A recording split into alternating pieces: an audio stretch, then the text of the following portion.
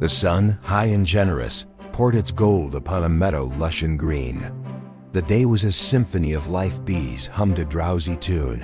The air shimmered with the heat, and the scent of clover and damp earth hung heavy and sweet.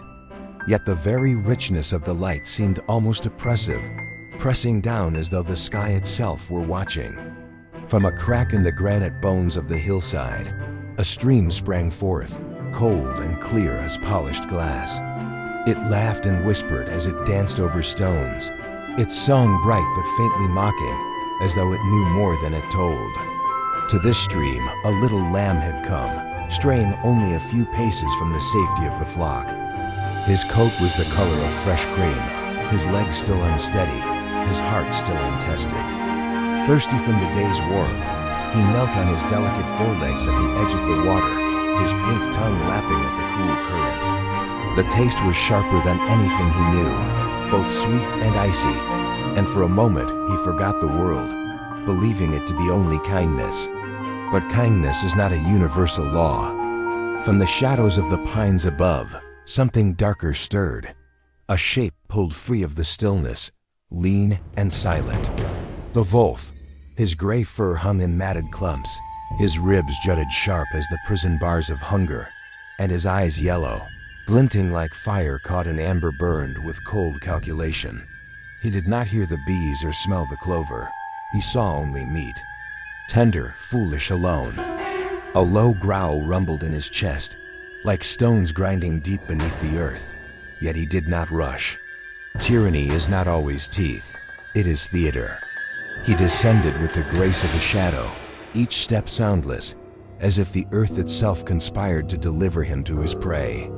The first the lamb knew of his presence was the sudden eclipse of the sun as the wolf's hulking form blotted out the light. Then came the stench rank, wild musk and old blood rolling over him like smoke. The lamb startled, stumbling back from the stream, his heart a frantic drum within his slender ribs. The wolf loomed above him, his voice a growl dressed in mockery. "How dare you?" he thundered, his tone a parody of nobility. "How dare you muddy the very water from which I am about to drink? Insolent wretch, do you even know who I am?" The lamb, trembling, tried to steady his breath. His voice, thin but clear, answered, "If it please your lordship, how can I muddy your water? You stand upstream, the current flows from you to me.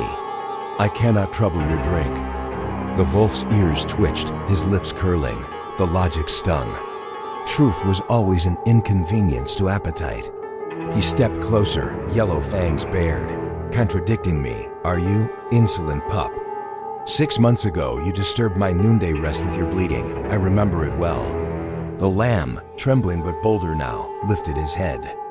"Forgive me, your lordship, but that cannot be. I am not yet 6 months old. I was born only this spring." The wolf's false civility cracked. His eyes blazed with fury at the defiance of reason itself. Words were no longer needed. Justification was the cloak of the full-bellied. Hunger needed none. "Enough!" he roared, the sound splitting the meadow, silencing bees and birds alike. "If it was not you, then it was your brother, or your father, or your kind entire. You and all your line are guilty." The lamb tried to cry out to the flock, to the shepherd, to the indifferent heavens, but the plea died in his throat. The wolf sprang. The sun blazed on, pitiless. The stream babbled on, carrying now the faint blush of pink downstream, as if even water must bear witness. A tuft of cream-white wool snagged on a stone, bobbing in the current before vanishing. The bees, after their moment of silence, resumed their humming as if nothing had passed. The moral: for the strong and the predestined tyrant, no proof of innocence will ever suffice. They will always find a pretext for their violence, and cloak their hunger in the language of justice.